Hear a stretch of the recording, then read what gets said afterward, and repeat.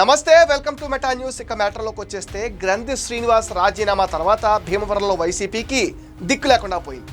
స్థానికంగా ఉన్న వైసీపీ ముఖ్య నేతలు సైతం గ్రంథి శ్రీనివాస్తో పాటే పార్టీని వదిలివేయడంతో నాయకత్వం కొరత ఏర్పడింది. గత ఏడాది డిసెంబర్లో మాజీ ఎమ్మెల్యే గ్రంథి శ్రీనివాస్ వైసీపీ పదవులతో పాటు ప్రాథమిక సభ్యత్వానికి సైతం రాజీనామా చేశారు. అప్పటి నుంచి భీమవరానికి ఇన్ఛార్జ్ లేకపోయేసరికి స్థానికంగా ఉన్న వైసీపీ కేడర్ డేలా పడిపోయారు. దీంతో చేసేదేమీ లేక భీమవరం వైసీపీ బాధ్యతలను కాపునాడు జిల్లా అధ్యక్షుడు చినవెల్లి వెంకటరాయుడికి అప్పగించింది వైసీపీ అధిష్టానం. సుమారు 7 నెలల తర్వాత కాపు నాయకుడైన వెంకటరాయుడికి అవకాశం ఇచ్చింది. క్షత్రియ వర్గం నుంచి భీమవరం ఎంపీపీ పేరుచెర్ల విజయ నరసింహరాజు, బీసీ వర్గం నుంచి కామల నాగేశ్వరరావు, కాపు సామాజిక వర్గం నుంచి చినమిల్లి వెంకటరాయుడు పేర్లు పరిగణనలోకి తీసుకుంది. చివరకు రాయుడిని ఎంపిక చేసింది. అయితే ఇప్పటి వరకు గ్రంథి నాయకత్వంలో పనిచేసిన స్థానిక వైసీపీ కేడర్ రాయుడితో పనిచేయడానికి సుముఖంగా లేదన్న టాక్ కూడా వినిపిస్తుంది. భీమవరంలో తప్పనిసరి పరిస్థితుల్లో కాపు సామాజిక వర్గానికి చెందిన చినమిల్లి వెంకటరాయుడిని సమన్వయకర్తగా నియమించాల్సి వచ్చిందని అంటున్నారు వైసీపీ నేతలు. కాంగ్రెస్ ప్రభుత్వ హయాంలో చినమిల్లి వెంకటరాయుడు భీమవరం మండలం జెడ్పీటీసీగా పనిచేశారు.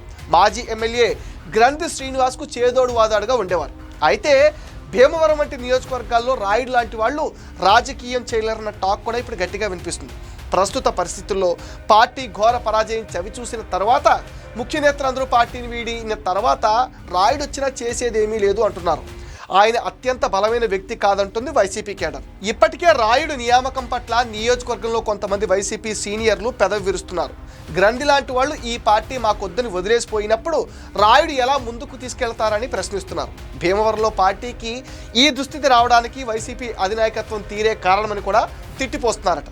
ఇప్పటికే గ్రంథితో పాటు చాలామంది నేతలు పార్టీని వీడారు. ప్రస్తుత ఇన్ఛార్జ్ నియామకంతో కేడర్ అంతా చల్లాచెదరైపోయే పరిస్థితులు కనిపిస్తున్నాయి.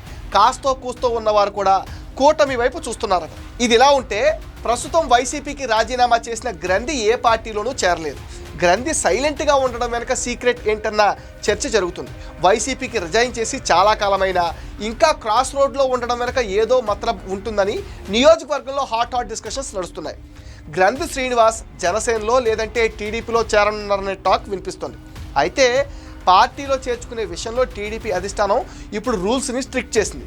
వైసీపీ నుంచి వచ్చేవారు ఎవరైనా సరే సమగ్ర విచారణ జరిపాకనే పార్టీలోకి రావాలన్న ఆంక్షలున్నాయి.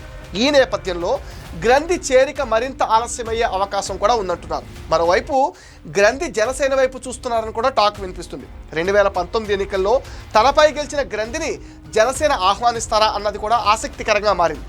ఒకానొక దశలో గ్రంథి బీజేపీలో చేరతారని పుకార్లు సైతం షికార్లు కొట్టాయి. గ్రంథి దారేంటో కానీ ఆయన పార్టీ మారడంతో భీమవరంలో మాత్రం వైసీపీ దాదాపు ఖాళీ అయిపోయింది. ఇప్పుడు కొత్తగా రాయుడు వచ్చిన వైసీపీకి ఒరిగేదేమీ ఉండదన్న విశ్లేషణలు కూడా సాగుతున్నాయి. ఇది మెటా న్యూస్ అప్డేట్. ఈ వీడియో పైన మీ విలువైన ఒపీనియన్ని కామెంట్ సెక్షన్లో మెన్షన్ చేయండి. మీరు ఇచ్చే కామెంట్స్తో మరిన్ని ఇంట్రెస్టింగ్ వీడియోస్ మీకు అందిస్తాం. అండ్ మీరేం చేయాలో మీకు తెలుసుగా ఈ వీడియోస్ని లైక్ చేయండి, షేర్ చేయండి, మెటా న్యూస్ని సపోర్ట్ చేయండి, సబ్స్క్రైబ్ చేయండి.